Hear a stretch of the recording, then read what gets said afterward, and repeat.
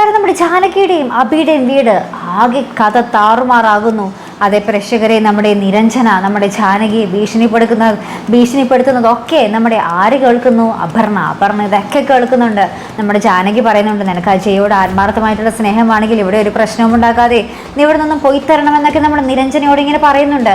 അപ്പം നിരഞ്ജനയും പറയുന്നുണ്ട്, ആത്മാർത്ഥ സ്നേഹമാണെങ്കിൽ വേറൊരു പെണ്ണിനെ വിട്ടുകൊടുക്കുകയാണോ വേണ്ടത്?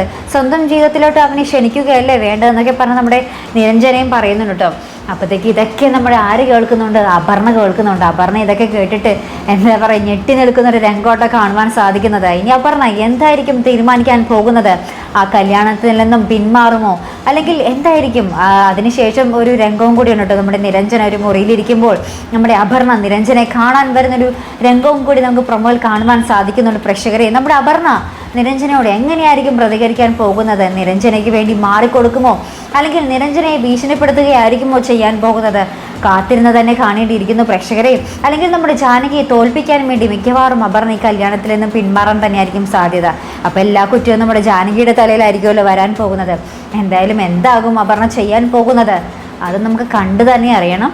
അപ്പോൾ ഇതുപോലുള്ള പ്രൊമോ റിവ്യൂസിനും എപ്പിസോഡ് റിവ്യൂസിനും ഒക്കെ നിങ്ങൾ മറക്കാതെ ചാനൽ സബ്സ്ക്രൈബ് ചെയ്യുക. അടുത്തൊരു വീഡിയോ വരുന്നത് വരയ്ക്കും ഗുഡ് ബൈ.